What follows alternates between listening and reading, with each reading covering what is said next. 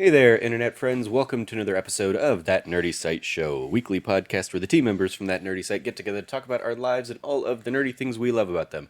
I'm your host, Trevor Starkey, back from DC and more or less a cold. And joining me this week, we have Cameron Abbott. How you doing, Cam? Hey, what's going on, everybody? What's going on is, we been off the last couple weeks because I had a work trip, and then when I got back from the work trip, I came back with a cold, and so we sat out last week.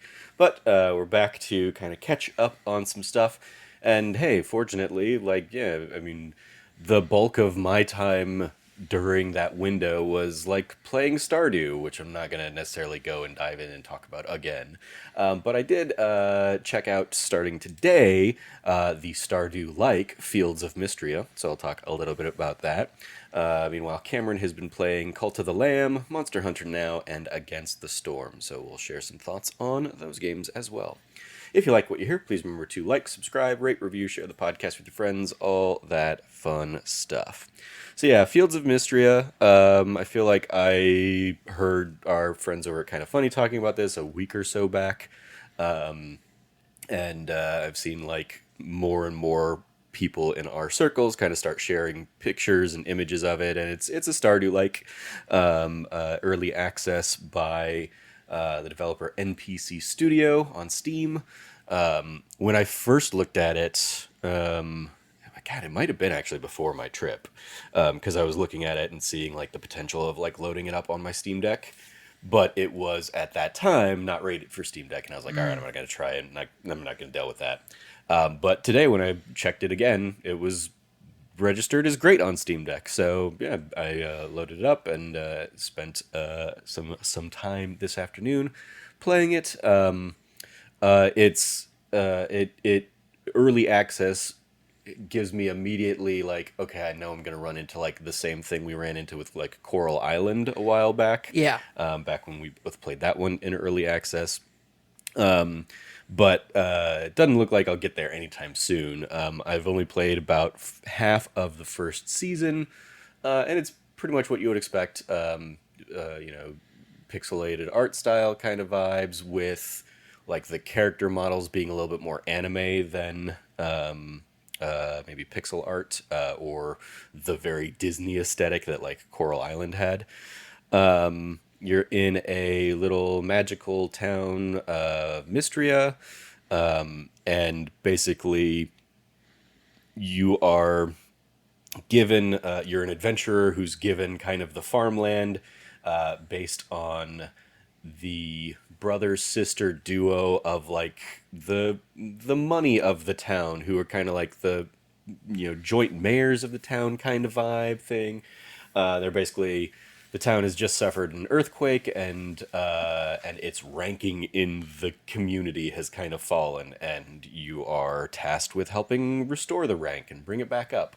And you do that by completing quests for people, by selling, stuff, by doing all the farm-y things that you're typically doing. Game has a fun little like rollout of little quests to introduce different elements. Eventually, I imagine I'll be able to upgrade my house and get like my own little kitchen and crafting table and stuff like that. But the game also says like, hey, come to the inn and use the inn's kitchen if you want to like cook Oh, meals, that's cool. or Okay. you can go to the lumberjack, or the lumberjack, and use his crafting table if you want to build Oh, fences and stuff like that outside of until you get like your own crafting stuff. that's cool. So it doesn't lock you out of like cooking right away from the game. You can just start up in the Yep. end. Cool. The I actually, like, I was given a couple, like, you when you complete a quest, they might, your reward might be like a recipe, and you're basically given a little scroll, and you don't just automatically learn the thing. You have to like use the scroll to learn the recipe. And so like an example was like, oh, I shipped my first turnip, and then the next morning in my mailbox somebody said, hey, thanks for shipping a turnip, here's a recipe for like a sliced turnip. And it's basically like, okay, take turnip.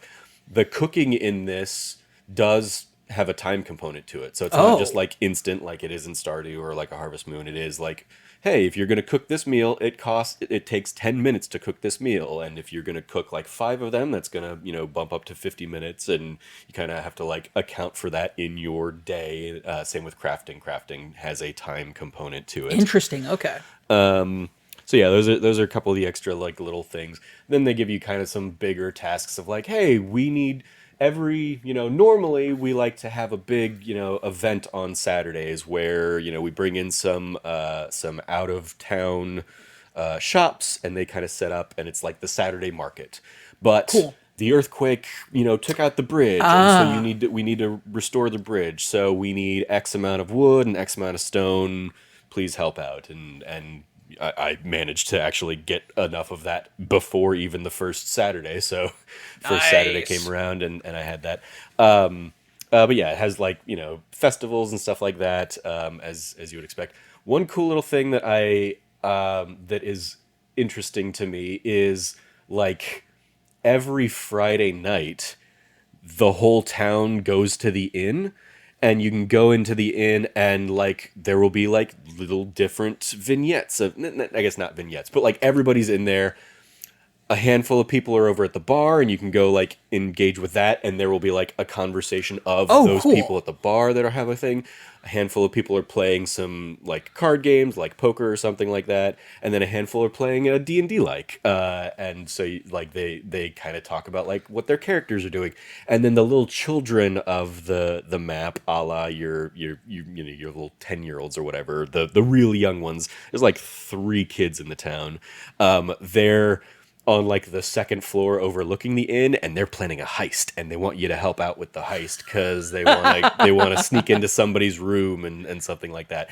And it's like an ongoing story. You go in the first week, and they're like, all right, here's our plan, come back next week, and we're gonna take, we're gonna do like the That's next phase of the plan. awesome. And each of these little scenes kind of is continued on each week so far. So that's a cool little like narrative. And there are just other cool flavors like that throughout that I've seen so far, where it's like, oh, you'll encounter a couple people, and they're having a conversation. So instead of just talking to like one of them and having like that little like, oh, I talked to this person today, you end up talking to both of them, and they have like a little, shared joint conversation with you, talking about whatever they're talking about. And it's cool little things like that. Yeah, like some one of the going back to the cooking. So I kind of like stumbled upon the cooking before the quests that kind of gave me the tutorial for cooking. Because I had earned a recipe, and I was like, well, how do I do this? Because I was like looking through my own menus. I couldn't figure out how to do it. I didn't have anything in my house that was going to let me cook. But then I remembered seeing like a little icon in the inn that, and it was like, oh yeah, I can probably go to the oven there, and like use it to cook. And sure enough, I did. And then yeah, like a couple days later, I got the actual tutorial quest of like, hey, go grab some wild berries from bushes, and bring it here, and I'm gonna teach you how to cook, kind of thing. And Cool. so yeah, cool little extra little mechanics to that are kind of a little bit outside the Stardew Harvest Moon norm. But it also has like the staples like, oh, it's a museum, and you have to, donate a whole bunch of stuff to the museum to get it all 100%ed. They go a little bit more similar to like what Coral Island did, where they go more Animal Crossing with it, and it's like, oh, you can get a net, and so you can catch Ah, bugs, and nice. you get a shovel, and you can do kind of digging, and like find excavation items that'll kind of add to the your overall renown. As you kind of get more and more of these things, you get renown, you level up, kind of you're leveling up the town. So like one of the first kind of like milestones was after I fixed the bridge. The next thing was like, hey, we want to reopen the mine. The mine also got taken out by the earthquake. We want to reopen the mine, but we need to be a stone rank town. You start out as a wood rank town. Ah, so you got to upgrade it. We gotta, and stone turns out is level 10. So like you gotta turn in enough quests, and help out enough people to get ranked up to level 10. So I did that, opened the mine up. And then it becomes, a mine a la Stardew of like, oh, every 5 floors there's an elevator kind of thing. I haven't really played around too much with it yet, in particular because I uncovered it like before I really like upgraded my equipment or my inventory bag. So I was like going into the mine and I was like, I only have room for like 2 spare items, and then I have to go back to back to the farm and throw stuff in the shipping bin, or I was basically gonna just run out of space. So I haven't done too much in there yet, but I imagine it'll be what you kind of expect. Similarly, I just bought a fishing rod to start doing some fishing. Fishing is much simpler even in Stardew, where it's like you throw the fishing line out and you see shadows of fish in the water. You throw your line out in front of the fish. It kind of comes and like bites at it, and then like once it actually bites, you get the like exclamation point, and that's your trigger to pull it in. And there's no like reeling in mini game, or at least not so far. It's just like you do that and you catch the fish and boom. I'm just going to put this out here, and it's something that I've been consistently observing. I don't know, like, I just don't understand how people have a hard time with the Stardew fishing minigame. I mean, I don't understand it. I only have a hard time with it when I feel like I'm supposed to have a hard time with it. Yeah. When it's like the fish is like really Right. bouncing all around. Because and stuff like that. it's a hard fish. It's supposed to be Yeah. like rare fish to catch, or you're trying to balance the fish with like also a treasure chest or something. Yeah. That you're trying to get. Like I feel like those are challenges, but like I talk to some folks and they're just like I can't do it, and I'm like I don't know, and I don't know if it's just like I'm like it can't be a skill issue because some of these people are extremely skilled at video games. And it's like I don't know what the issue is with it, but Yeah. I don't know. It must be like a cognizance issue or something. But like I just can't imagine. I mean, I feel like the pain points I've seen with it are like, oh, like tapping repeatedly versus holding or something like that, and there's a little bit more like Yeah, leeway in it. Or yeah, like especially when you first start out and you have like the really bad rod, it's like, yeah, you're not supposed to be catching stuff with this, or like until you start really using bait, you're not supposed to be catching much outside of like the crappy little carp that just kind of sits there at the bottom of the yeah, bobber or whatever. But yeah, I don't know. But yeah, this a even more simplified version of that. okay, And yeah, so cool little like community vibes to it where one of the nice things on the map is you can see the icons of all the different characters, like where they are in real time kind of thing. So if you're like, oh, I need to go turn this into so and so, where are they at? I don't know what they're I like with Stardew, I almost always have like my phone up with like, what's Leah's schedule today? Like, where do I need to go to find her? It's Monday at 3 p.m. Where is she? Kind of thing. This much easier to manage because you can just kind of pull up the map, and you have to like learn what the little icons and their little like each character's little face is on the map, but eventually you get kind of the feel for like, oh, these people are in the inn, so they're usually over in this part of the area, or this person runs the bathhouse, so she's usually up over here, kind of vibes. So yeah, fun little game. Again, I haven't gotten too far into it yet, but I've been just kind of enjoying my time with it, especially because yeah, the last few weeks I was on a Stardew kick. I booted up Stardew on my Steam Deck and took that with me and played a lot of that while I was in DC and stuff. Got to play the 1.6 patch for the first time, which I had not played previously because it's still not on console. But so I had a little fun with that. yeah, And that's then awesome. yeah, so yeah, I was like, I heard enough good things about this one, and I was like, all right, I'll give this a shot. It's $14 on Steam or whatever. So I was like, I'll drop that and add a new game to my list of things to play, since it's been a very quiet year for me in terms of like actual new games. And yeah, because it's Steam Deck. One of the things I really liked was in the control settings. It's like, what what control scheme do you want this to be? Do you want it to be Xbox control scheme? Do you want it to be PlayStation buttons? Do you want it to be Nintendo buttons? I was like, I want it to be PlayStation buttons. Yeah. I know the Steam Deck has, Xbox-esque buttons, but I'm like, I know what triangle is versus Yeah. Why? versus Y or X, whichever one is on top at the on the Steam Deck or Xbox. So I was like, cool. I appreciate that I could manage that and control that setting. So yeah. One of the other elements that's kind of cool is basically as you do any kind of like farming stuff, you pick up effectively like essence, little essence bits, and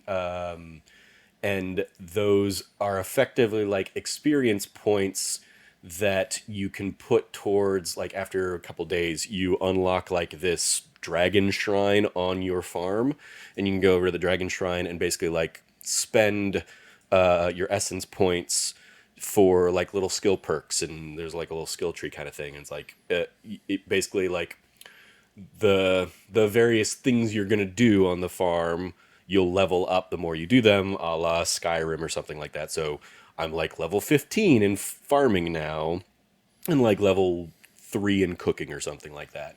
And with level 1 farming, there are like 4 abilities to me that I can unlock for like between 15 and 30 essence points or something like that. And one of them might be like, oh, if you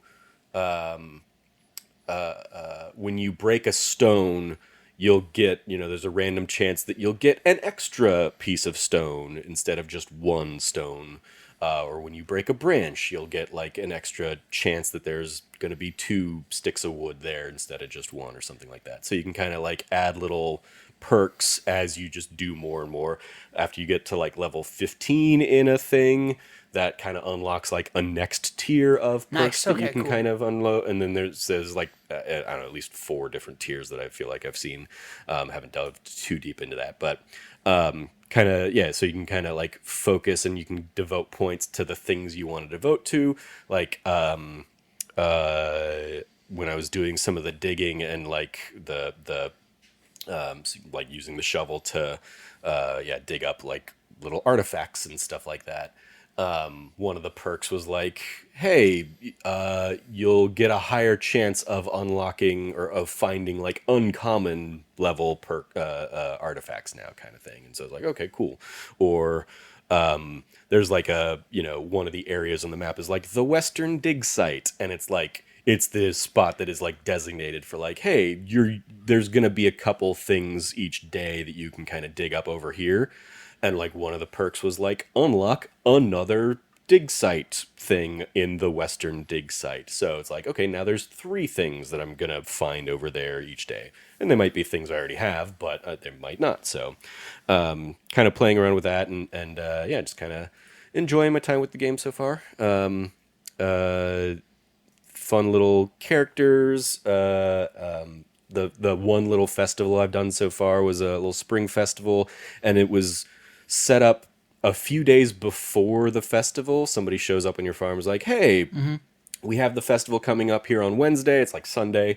And we have this festival to coincide with like this special item that blooms around this time of year. And it's like breath of life or something like that, whatever this little flower thing that pops up.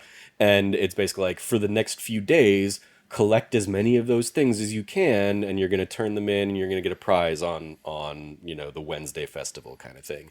And it's like you occasionally will just randomly get that little item will pop up when you farm, or when you cut down a tree, or when you break some rocks, or when you pick some berries, or when you fish, or like every little farming task you can do has like a chance of like rewarding you with this little like prize thing. And then yeah, you basically, like, the festival comes, and it's like, all right, the person shows up at the beginning of the day to come collect all of your winnings, and then it's like, all right, did you get enough to get first, second, or third in the kind of rankings of the thing, and kind of play with that. So it's a little bit. It was like a little bit of a evolution of, I would say, the Egg Festival game Okay. from Stardew, but Cool. it's happening like in the days leading up to the event. Oh, interesting. Okay.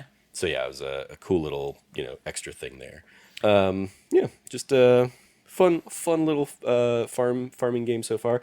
I haven't played around. I haven't gotten to any kind of point with like animals. One of the things like in your character creation kind of thing, it has a spot where like this is where you would pick your pet, but it says like pets aren't available yet. Okay. So that's I think that's an early access thing. But in terms of like I can confirm. I chicken, just so I'm on the wiki right now, just looking at like photos and stuff, yeah, and I do see pets are not available as of early access. yeah. So confirming that. Yeah, I haven't gotten around to like chickens and sheep or cows or anything like that. I've mostly just been like doing a little bit of a farm on my main little farm, just doing some plants and stuff. There's foraging, of course, as well, and the foraging like seems to be less randomized than like Stardew, and it seems to be kind of like, oh, this is where this kind of thing is going to grow, and it'll like regrow every few days or something like that. So if you go pick up a dandelion here, you'll probably be able to go pick up a dandelion in that same spot a couple days from now, kind of thing, after it like regrows. You can jump in the water. You can go like you can swim. There is the game like reminds you at one point like there's a jump button, Oh, so cool. you can kind of jump around your farm if you want it. Like, oh, I don't have the space to break down the rocks and pick up stones right now, so I'm just gonna jump over the stones instead. Nice. Play around with that kind of vibes.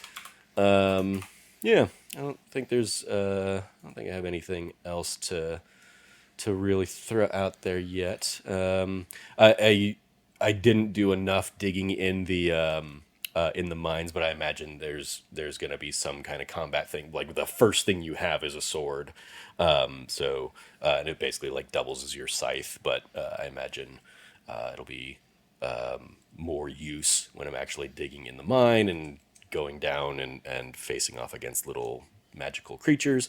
There's a one of the menus is for like magic, so I think you can also get like spells at some point, but I haven't gotten that far. I haven't played around with that, Fair enough. so I don't know really what's going on that front. But the game has made allusion to like there's magic in this area, and so there's creatures that are coming back or whatever. So yeah, right now the big like story quest thing I'm doing is like unlocking or like repairing the mill, which I think is the thing that will help me like will unlock like animal Probably, yeah. husbandry It makes stuff. sense. So I'm just kind of building up and getting wood and I will need some copper ingots for that too. The like that's another thing. The like the little blacksmith place, just like kind of the crafting and the cooking, like you can just kind of craft your own copper ingots, like once you get enough copper, or you can go craft copper ingots, and same with I imagine silver or iron or whatever the next levels up are. So, and then there are one of the things I like is like all of the shops seem to be available at any time. And it's just like, Oh, nice. Okay. hey, here's like a little standee. There will be a person in there that you can like talk to and you can kind of like engage with them. And it's like, oh, they're running the shop. But like, even if, they're doing something else, you can still go to the shop icon and basically purchase some stuff from the shop. So that's nice compared to like, Stardew. It's, oh, the shop's always closed on Wednesdays. Crap. Well, it's when I need to buy some stuff. But yeah. So those are some preliminary Fields of Mistria thoughts. Real talk. Let's go ahead and get into the meat of the discussion. Who you banging? Nobody thus far. I think Who are our leading candidates? I Who's the heroine of your story? I mean the part of the problem is I don't know the names of these people well enough yet. If you describe them to me, I can tell you what their names are. I have the wiki pulled up. The girl with the pink hair who is like one of the brother sister duo that like leads the Adeline town. is her name. Adeline, sure, Adeline. yeah. She's like the first one you meet kind of thing, and it's like one of the like she gives you kind of the first quest of like go talk to everybody, and then like like you'll get dialogue prompts of like, oh, oh, I've talked to people and I can get them to like me, and like one of the things is like, oh, how can I get you to like me or something like that, like the two decisions were like, what do you like, or how can I get you to like me? And I was like, I'm not gonna do the second one. I'm just gonna be like, what do you like? And she was like, oh, I like tulips. And I was like, okay. So when my crops grow tulips, I went and gave her a tulip, and that's So what you're saying is you had the opportunity to flirt and you didn't. yeah, All right, fair enough. yeah, yep. I was gonna be like, ooh, nice, and then you're like, nope, I didn't do that. It's like, all right, well, The game definitely seems like it is geared up to have Juniper, who's like she's the bathhouse yes, Juniper. witch lady kind of thing. She is a fan favorite among some of our friends. Yeah. Like, she is the one who even the game seems to be like, she's the most distinct character. So much so that she has, like, a very distinct laugh, which has its own little audio cue alongside it. Nobody else has that. Nobody else has any kind of extra flavoring like that, but she has this weird little goofy laugh that she has. So, Do you think know, that's like she was the character they started working on a little bit earlier than others? Probably, I don't know. Yeah. But yeah, lots of the like one of the first guys that comes up to you is very himbo. He's the guy who owns or who runs the farm next door, which I imagine is where you'll get the animals and stuff like that. He like comes running up to you, riding up to you on a horse, and you can kind of flirt with him if you want to and stuff like that. And I was like, I'm good, but very, very himbo kind Hayden? of vibes. Yeah, Hayden Has a little gray in his hair. Yeah. Like the definitive, looks like a definitive farmer's tan. Yep. He is there for the folks who want a hunky himbo for sure. Yep. Game has its own Shane, and that is March, who's he's one of the blacksmith brothers, who's very like standoffish, and he's just like a dick. But in that first oh, everybody's at the inn on Friday, like he's a super lightweight, and that opens up a very different side of him, kind of thing. So Let's go. Fun little vibes there. So I mean. Still very early, but lots of cute little humor to it, and yeah, I'm looking forward to seeing more of it, spending more of my time with it.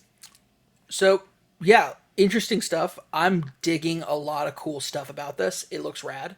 I've been wanting to play it, but due to budgetary concerns, I wasn't able to pick it up when I was expecting to, which is fine. It's hard to justify a buy on a brand new game that you weren't expecting or budgeting for, so it's understandable. I will say that this gives me 90s anime vibes like nobody's business. Oh yeah. Like this has like big Sailor Moon energy. Yeah.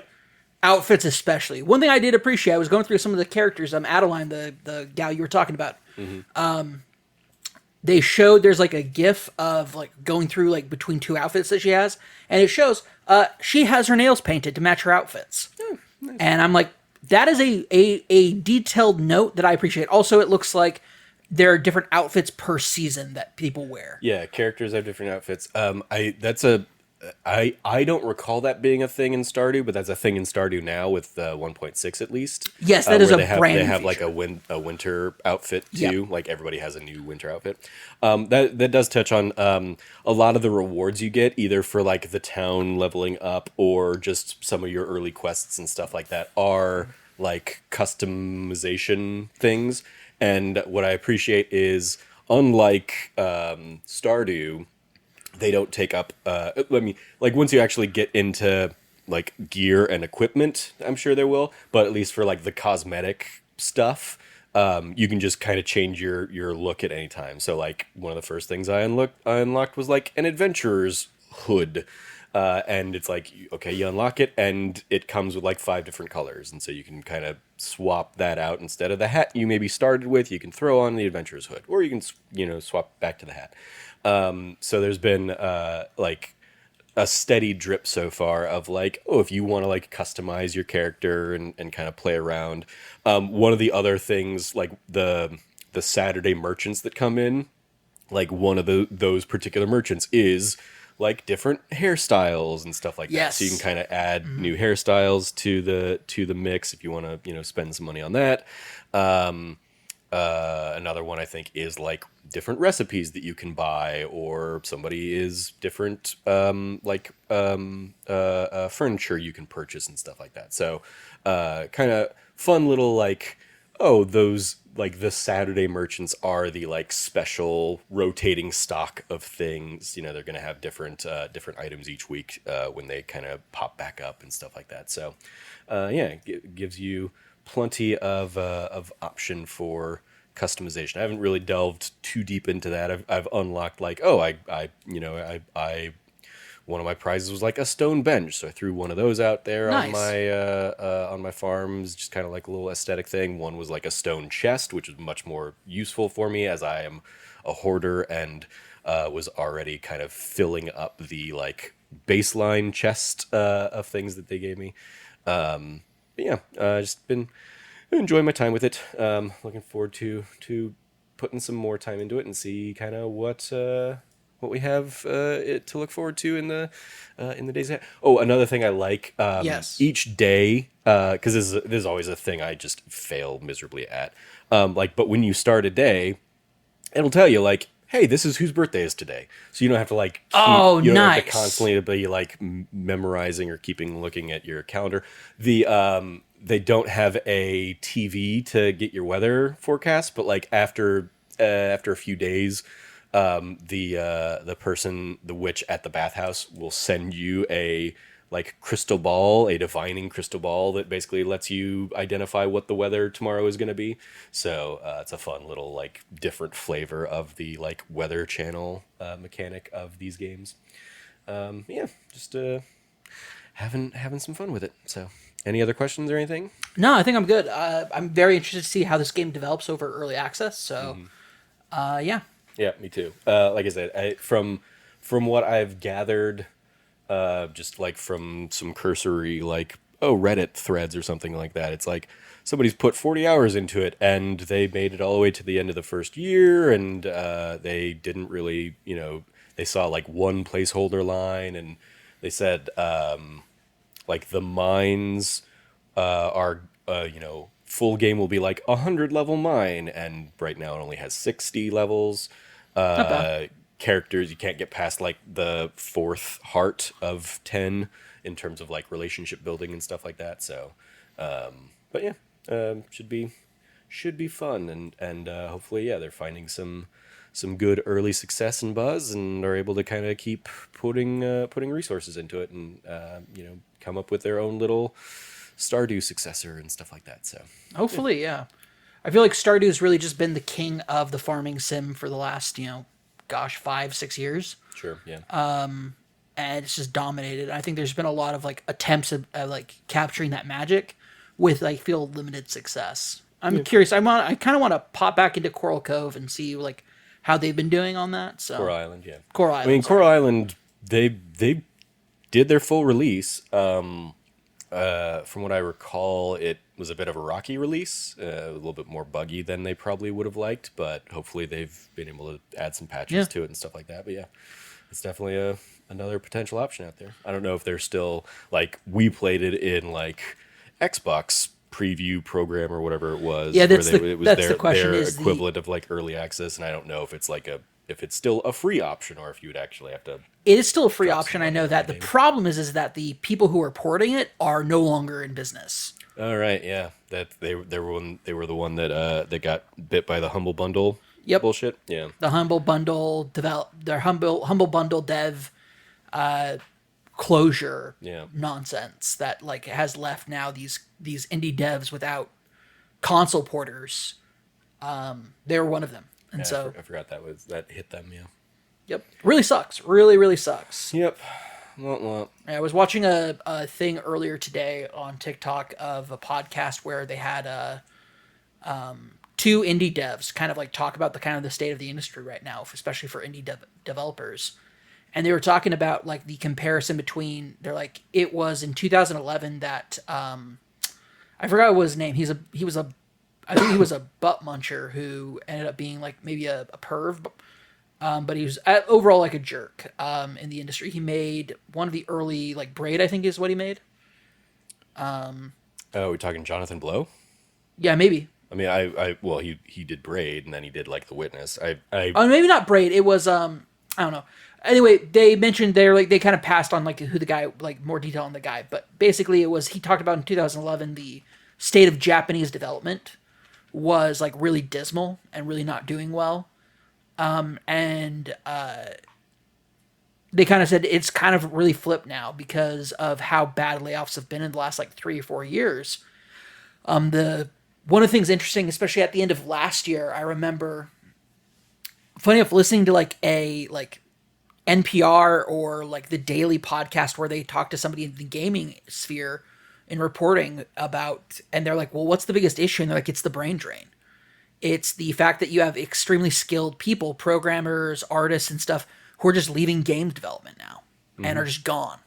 And they were talking about it from the developer perspective, where they're like, this idea of like, okay, we're about to like start. We need to ramp up our studio because we're getting ready for launch. Post launch, okay, cool. We're post launch. We're doing layoffs. Yeah. They talked about how this has led to like this is where the problems lie in AAA development and like why it's like if you wonder why AAA games don't feel AAA anymore or like why these AAA games are coming out buggier and buggier every year, it's because you have these dev teams that are skeleton crew, bare bones for up until it's time to ramp up production, and then they hire a bunch of people. And the thing about it is like they mentioned they're like ever ask a like an artist and a programmer to talk to each other about like game development, and it's like they just don't talk the same language. And so when you're talking about like, okay, well, you have a team that starts together and then they build and like you bring on new people, but you have the same core team and you just add more people on and on and on. By the time you're done with that project, okay, well, now the expectation is for you to go bigger. So we're like, and they really went into like a lot of detail about some more nuanced stuff about game development, but really what it came down to, it's like, yeah, no, these layoffs are really difficult. And so seeing a game like, Fields of Mistria kind of like come out of nowhere for a lot of folks, it's nice to see that like indie development, like low end indie development is still out there, still really pushing the boundaries. I mean, never forget Concerned Ape is one dude still. He's still just one guy. And it's really, really impressive to see a lot of these like small dev teams really put together and create really incredible games. So I just love that right now the big hot topic game in like, game circles right now for that we're involved in is Fields of Mistria. So In terms of the like indie darling, I think right now, yeah. it'd be interesting to see how if slash how it holds up when the onslaught of fall stuff starts hitting as early as next week with Star Wars Outlaws. So Yep. I imagine that's going to like it. This came in at a good time that it could get eyes, much like Stardew did all those years ago. Like it came in, February or January or February kind of that year. Like nothing major was out, and people just kind of like fell on it, and it hit. And I think that, yeah, this is doing the same kind of thing. It hits a lot of those same Stardew vibes, and if you are kind of like, oh, I know the cast of characters in Stardew, and I'm kind of like, I enjoy the loop, but I'm ready for like a different flavor of that loop. It's scratching that itch right now. So yeah, shout out to that. Cool. All right, let's throw it over to you for let's say similar thing in terms of like a city builder esque thing. Cult of the Lamb. You've been playing that. Yeah. Because you didn't play Cult of the Lamb back in Nope. 2022 when it first came out. So what are your thoughts on it as you are hitting it now on like PlayStation Plus? Yep. So it's my stream game right now. I have, unfortunately, during the time that I was like working all week, I wasn't streaming, and so I ended up playing Zenless Zone Zero as kind of like my comfort game after a long day of work. And so it's like wouldn't make sense to continue the story from where it was at. And so I was like, I need a new game. And so I ended up busting out. I was like, well, I picked up Cult of the Lamb off the PlayStation Plus, and I was like, huh. I remember this has like some stream features in it. I remember that being a thing. And I was like, well, I'll stream it and we'll see how that goes. And it was an awesome stream game. It's simple enough and very basic enough that like I don't have to spend too much focus on it. I can talk to chat if somebody shows up, and somebody did on Thursday, and so that was a good time just talking about Cult of the Lamb and other games. While I was just kind of like managing my little settlement, building out that cult.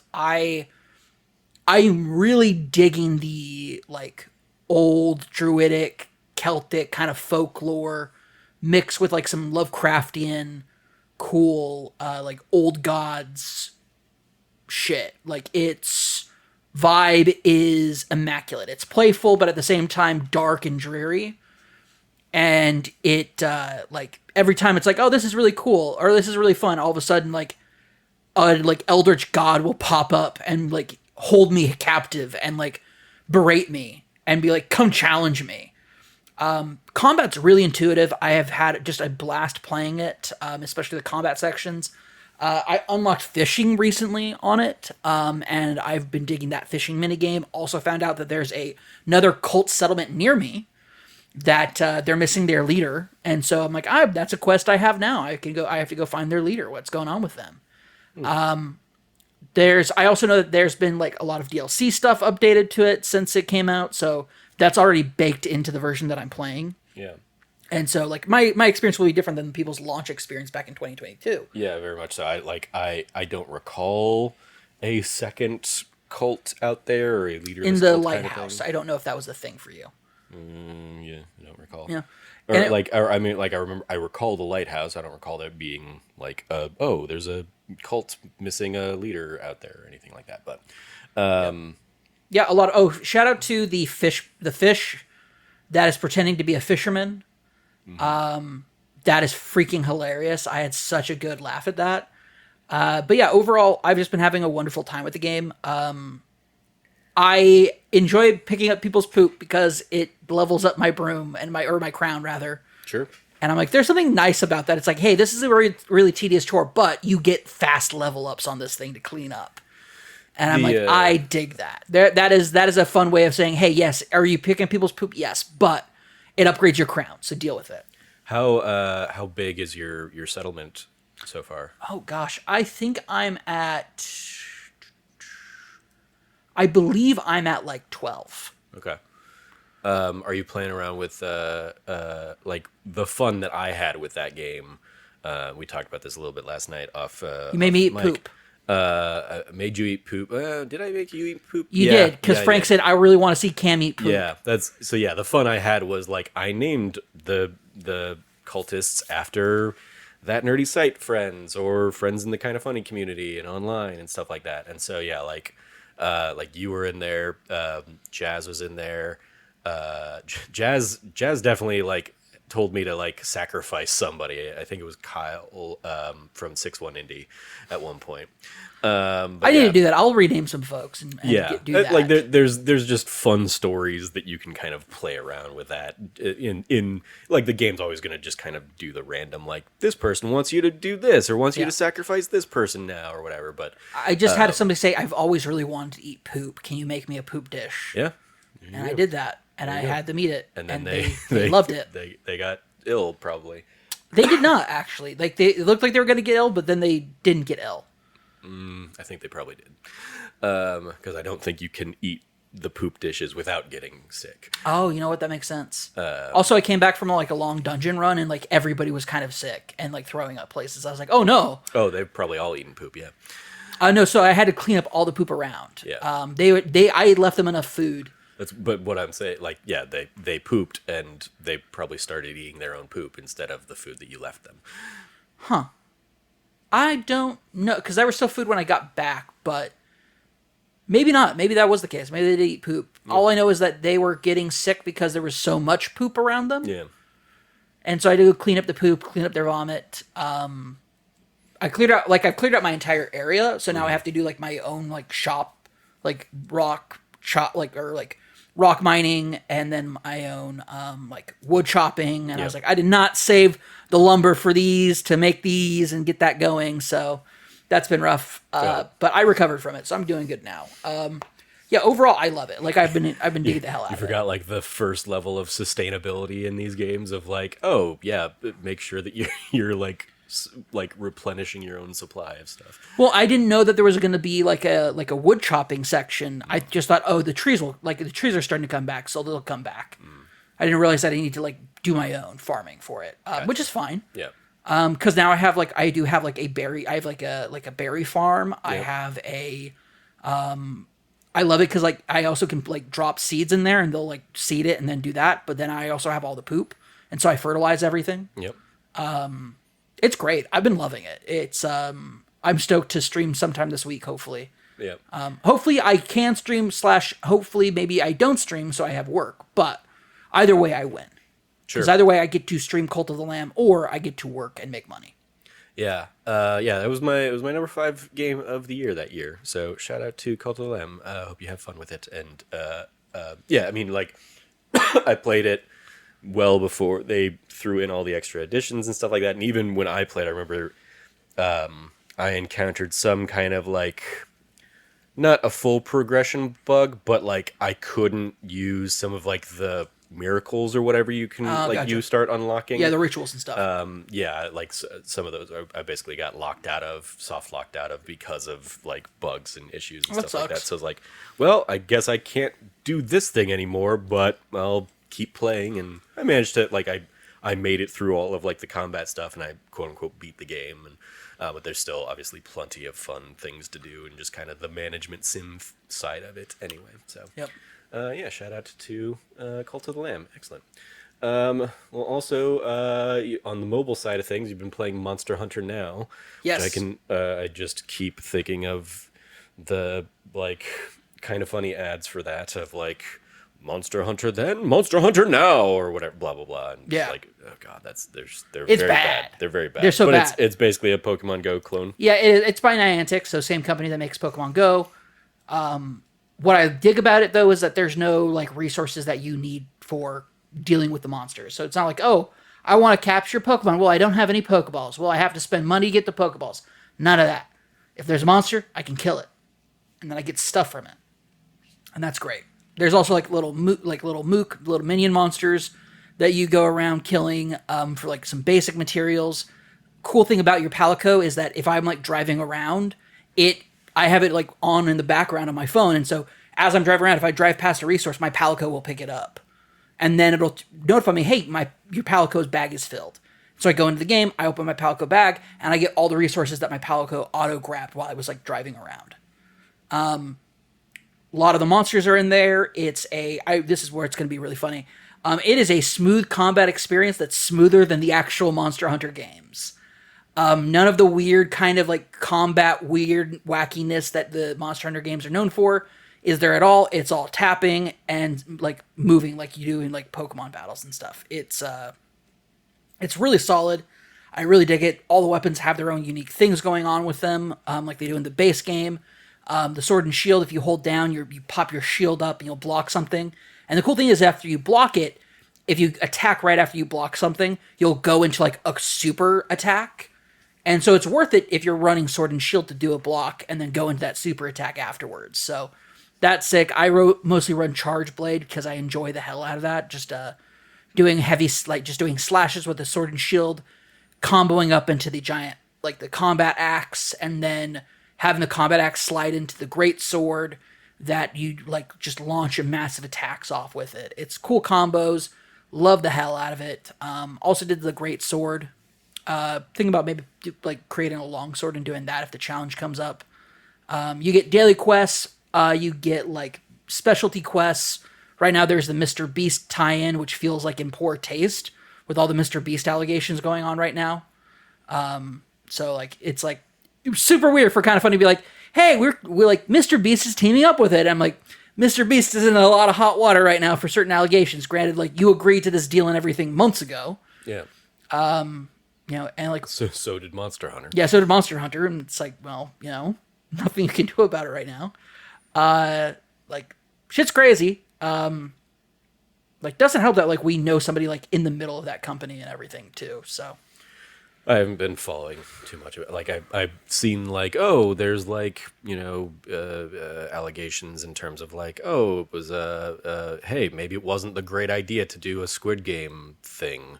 oh yeah, for sure the Amazon show stuff. It's like Yeah, shocking everybody. yeah. Shocking that you weren't actually supposed to like it's like I didn't watch the show, but clearly nobody else actually who actually watched the show understood the point of the fucking show. 100%. Like, no, Netflix did it. They're like, we're gonna do a real Squid Games. It's like, did you miss it?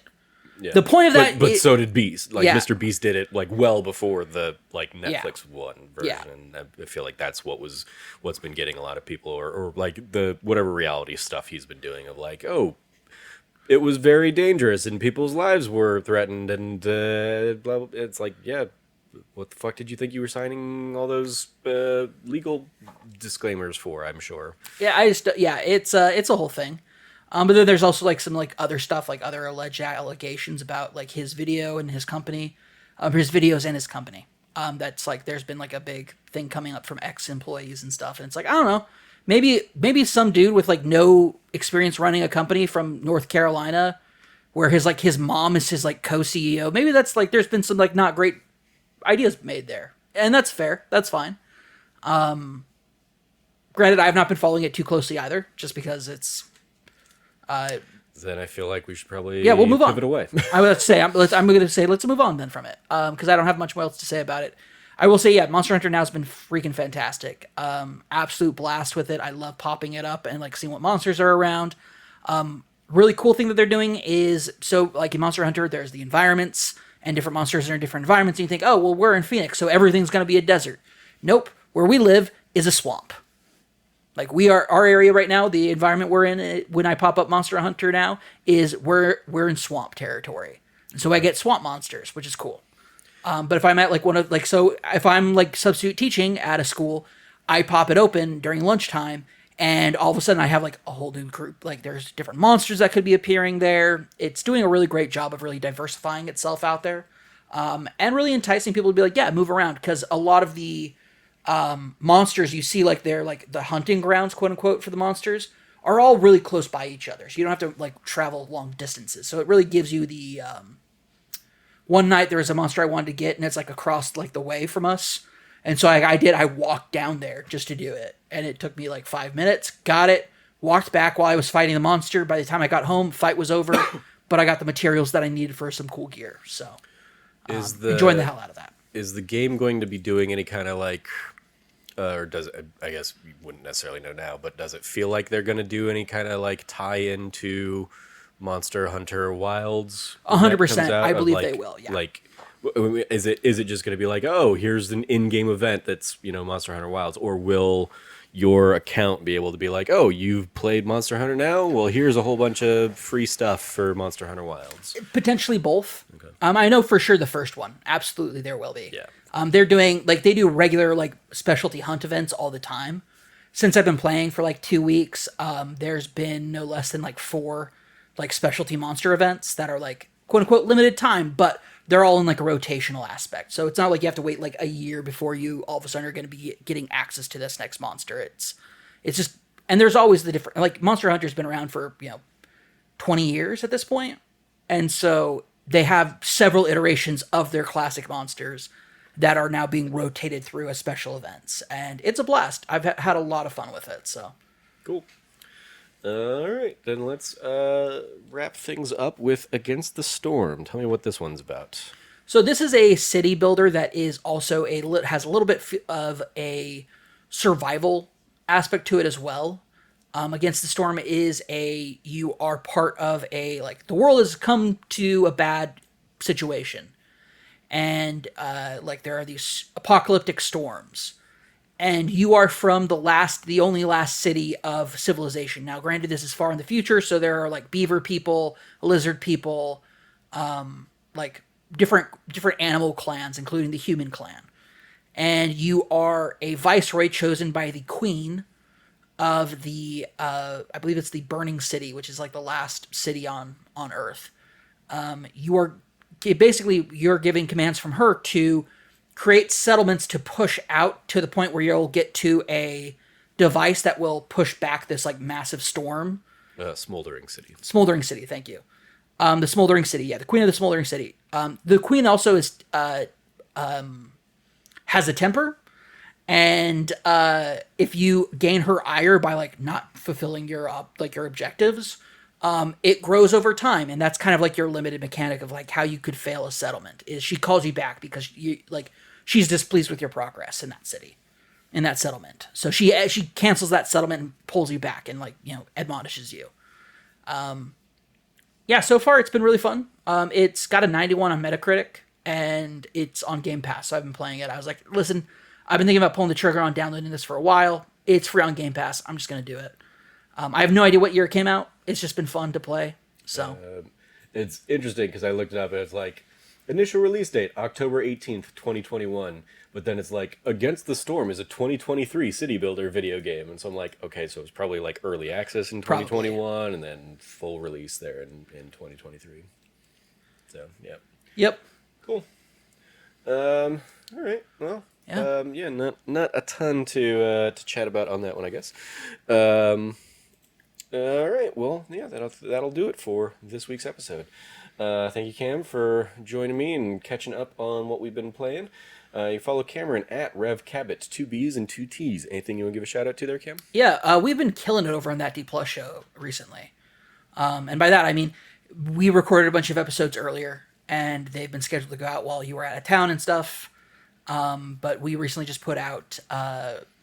we fought through a power outage for the most recent one. Yep. For Angels in the Outfield. For Angels in the Outfield. That's a very fun one because we did have the power outage, so we had to go through some of the rigmarole twice. But I feel like we had a better time the second time around. Mm-hmm. I did not have as many tangents as I did the first time around. So Sure. Yeah, go check that out. This week we're going to be doing Mrs. Doubtfire, so that's super fun and exciting. So yep. We're going to wrap up our 90s month on That D Plus show with Mrs. Doubtfire, good old standout of the era. So looking forward to that. You follow me at Trevor J. Starkey. In addition to that, I will say go check out Cameron's streams. If he is able to do any this week, you'll find them on youtube.com/thatnerdysite or twitch.tv/thatnerdysite, because you've been doing them over there. Or you can go catch any of the past ones on VOD. So Definitely go check that out. And go be... if he does stream, go join his cult in Cult of the Lamb. You follow all of us over at That Nerdy Site or go to thatnerdysite.com for all the latest from us. If you like what you heard, please remember to rate, review, like, subscribe, share the podcast with your friends, all that fun stuff. Thank you for listening. As always, stay nerdy and be good to each other.